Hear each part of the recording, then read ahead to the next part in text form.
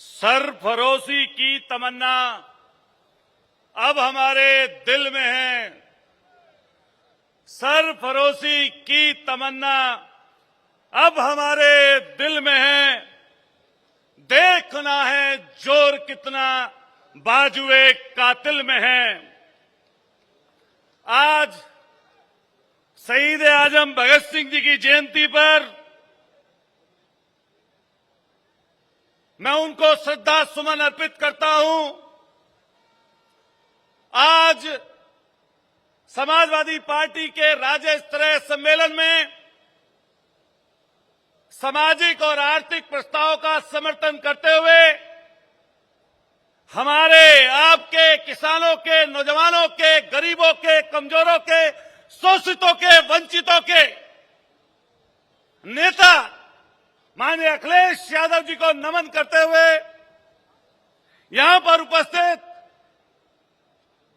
आदरणीय प्रोफेसर रामगोपाल जी, मंच और सामने हमारे पूरे प्रदेश से चलकर आए आदरणीय विधायकगण, सभी सम्मानित पार्टी के पदाधिकारीगण और आज फिर पुनः प्रदेश अध्यक्ष के पद पर आसीन हुए आदरणीय नरेशोत्तम पटेल जी।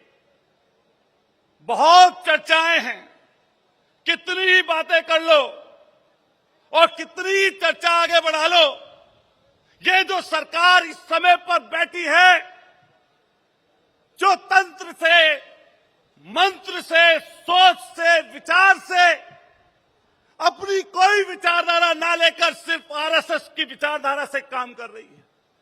यह ऐसी विचारधारा है जो देश को बांटने के लिए और ऐसा बांट कर रखने के लिए जब पूर्व में अंग्रेज क्या करते थे, आज ये भारतीय जनता पार्टी कर रही है। मैं जिस जगह से चलकर आता हूं वो मेरठ की धरती, अभी रविदास मल्होत्रा जी ने जिक्र किया लखनऊ के क्रांतिकारियों का, लेकिन मैं भी जिस धरती से चलकर आता हूं वह क्रांतिकारी धरती जिसने 1857 की क्रांति की अगुवाई की, जहां पर धन सिंह कोतवाल गुर्जर जैसे महान क्रांतिकारी और उस कोख से निकलने वाले, उस जगह से निकलने वाले ऐसे तमाम क्रांतिकारी रहे जिन्होंने देश की आजादी को बुलंद करने का काम किया, आजादी को लड़ने का काम किया। लेकिन दोस्तों और साथियों, यह समय ऐसा है, अगर हम बात किसानों की करें तो पूरी पश्चिम की बेल्ट आप चले जाइए, वहां पर गन्ना होता है, गन्ने की पैदावार होती है, लेकिन सरकार से जब पूछेंगे, बात करेंगे तो सदन से लेकर कोई जवाब उनके पास नहीं होता। हम लगातार हमारे विधायकगण गन्ने पर बात किए, माननीय अखिलेश यादव जी ने गन्ने के ऊपर बात की, लेकिन उनमें से एक कोई बात करने वाला नहीं था। अगर किसानों की बात करते हैं, 13 महीने तक दिल्ली के दरवाजे पर धूप में, बारिश में, कड़कती ठंड में किसान दिल्ली के दरवाजे पर बैठे रहे, लेकिन देश का वो तानाशाह, वो ऐसा तानाशाह जो छोटी छोटी बातों पर ट्वीट करता है, छोटी छोटी चीजों पर वक्तव्य आते हैं, लेकिन सेम ऐसी सरकार पर, मैं सर्व करता हूं ऐसी सरकार पर 700 किसानों की शहादत हो गई, उनकी तरफ से एक लफ्ज नहीं आया। यह सरकार जो किसानों की, गरीबों की, सबके हित की बात टीवी पर, मंचों पर, अलग अलग जगह पर करती है, लेकिन आप इसकी सोच और विचार देखिए कि कैसे हैं इनके विचार। जो बांटने की सियासत करने वाले लोग नौजवानों की बात करते हैं। आज नौजवानों के मुद्दे पर अगर देश में कोई बोला है, अगर वॉकआउट किया है, अगर सड़क से लेकर सदन तक और सदन से लेकर सड़क तक किसी ने लड़ने का काम किया तो वो एक नेता है अखिलेश यादव।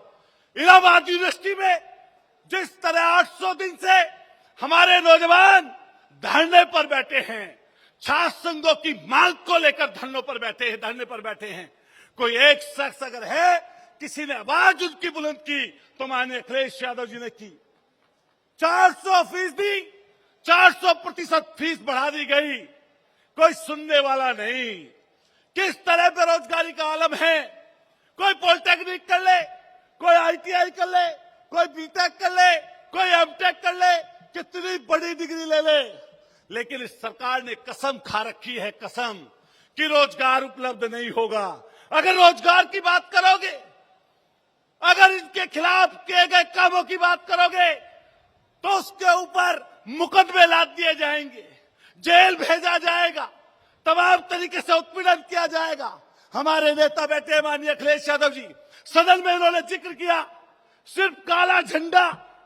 हमारा साथी था प्रतापगढ़ का नौजवान, उसने सिर्फ काला झंडा दिखाया दोस्तों, और काला झंडा दिखाने पर सिर्फ शाम के समय वहां के एसपी ने, इस सरकार ने बम दिखाकर उसको जेल भेजने का काम किया। जब हमारे नेता सदन में खड़े हुए तो यही मुख्यमंत्री सामने बैठे थे। जिक्र किया माननीय अखिलेश यादव जी ने कि मुझे फोन पर धमकी आई और किसी ने मारने की धमकी दी, लेकिन हमारे नेता ने दिल देखिए, और ये बात सदन में नेता ने कही कि दिल देखिए।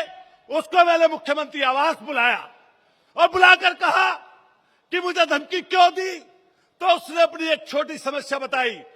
हमारे नेता ने बड़ा दिल दिखाते हुए उसकी समस्या का समाधान किया और उसको घर भेजने का काम किया।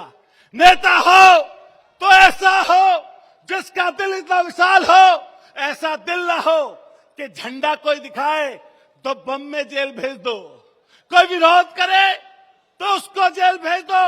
मैं तमाम चीजें कहना चाहता हूं, लेकिन क्योंकि समय की कमी है, यह सरकार ऐसी है जब नाश मनुष्य पर छाता है पहले विवेक मर जाता है। इस सरकार का विवेक मर गया है, यह तानाशाही में है। हम सब लोगों को मिलकर, ए नौजवान साथियों, ए हमारे पार्टी के क्रांतिकारी नेताओं और साथियों, नौजवान साथियों, हम सबको मिलकर खड़ा होना पड़ेगा। अरे मुकदमे लगेंगे, जेल हम जाएंगे, गैंगस्टर ये लगाएंगे, एनएसए ये लगाएंगे। हम अपने महबूब नेता से कहना चाहते हैं कि अगर जान की भी कुर्बानी देनी पड़ेगी किसानों के लिए, नौजवानों के लिए, तो ये तमाम नौजवान निकलकर सड़कों पर लड़ने का काम करेंगे। मैं एक चीज कहते हुए अपनी बात को समाप्त करूंगा। बाबा साहब का जिक्र किया, मैं कई जगह जाकर देखता हूं, हमारी तमाम जातियां हैं, सैनी हो, कश्यप हो, पाल हो, प्रजापति हो, राजपाल हो, कुशवाहा हो, मौर्य हो, जाट हो, गुजर हो, जाटव हो, वाल्मीकि हो। आप निकलिए रास्तों पर और निकलकर चलिए और लोगों में अपनी पार्टी का प्रचार प्रसार और वो बात रखने का काम करिए जिससे हमने संविधान को आगे बढ़ाने का काम करें। आने वाले समय को बेहतर बनाने के लिए हम सब लोगों को इकट्ठा होना पड़ेगा। एक छोटी सी बात कहते हुए कि आज का जो समय है वो समय इस तरह का है, एक व्यक्ति रोटी बेलता है, एक व्यक्ति रोटी खाता है और एक व्यक्ति रोटी से खेलता है। ये तीसरा व्यक्ति जो है, जो रोटी से खेलता है, उसको परवाह नहीं है उस रोटी बेलने वाले व्यक्ति से, उसको परवाह नहीं है उस रोटी खाने वाले व्यक्ति की, उसको सिर्फ परवाह है रोटी से खेलने की। रोटी से खेलने का मतलब नौजवान साथियों, बड़े बुजुर्गों, जानते हो, वो लोग जो 2.5 लाख करोड़ का कर्ज लेकर इस देश को गिरवी रखने का काम कर रहे हैं, अडानी और अंबानी जैसे। अगर नौजवान साथियों हम सबने निकलने का काम न किया, इकट्ठे मिलकर चलने का काम न किया, तो आने वाला समय बड़ा विकराल है। हम सब लोगों को पार्टी के एजेंडे पर, सोच पर, विचार पर, आप सोच के देखिए, मैं आपके समय, आप सोच के देखिए, मैं आपके सामने खड़ा हूं।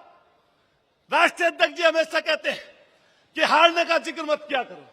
मैं लेकिन इस मंच से कहना चाहता हूं, 12 में चुनाव लड़ाया, चुनाव हार गया, उसके बाद प्रदेश का यूथ का अध्यक्ष बना दिया। मैं आम कार्यकर्ताओं से कहना चाहता हूं, यह नौजवानों की पार्टी है, गरीबों की पार्टी है, आपको मौका देने वाली पार्टी है। चुनाव हारा, प्रदेश का अध्यक्ष बनाया, फिर पत्नी को जिला पंचायत अध्यक्ष बनाया, फिर 17 में चुनाव हारा, फिर 22 में चुनाव लड़ाया और आपके सामने जीत कर अतुल प्रधान खड़ा है, जीत कर खड़ा है। और फिर छोटे से लेकर बड़े तक, छोटी समस्या से लेकर बड़े तक, हर चीज को, हर बात को हमारी पार्टी सुनने वाली है। इसलिए हम सब लोगों को मिलकर चलना पड़ेगा, मिलकर रहना पड़ेगा। इस सरकार के लिए लास्ट बात कहते हुए, तुम्हारी फाइलों में गांव का मौसम रंगीन है, मगर ये आंकड़े झूठे हैं, दावा किताबी है। बहुत बहुत आप सब साथियों का धन्यवाद। मैं अपने सदन के आवाम का, उन गरीबों का, नौजवान साथियों का, अपने क्षेत्र की जनता का आभार व्यक्त करता हूं जिन्होंने सदन तक भेजने का काम किया। और वादा करता हूं एक एक समाजवादी साथी से, एक एक समाजवादी सोच के व्यक्ति से, कि जब तक जान में जान है, ऐसी ताकतों के खिलाफ आंख में आंख डालकर, उनकी आंखों में आंख डालकर, उंगली लगाकर हम लोग काम लड़ने का करेंगे। और आप सब साथियों से धन्यवाद देते हुए जोर से नारा लगाइए, समाजवादी पार्टी जिंदाबाद।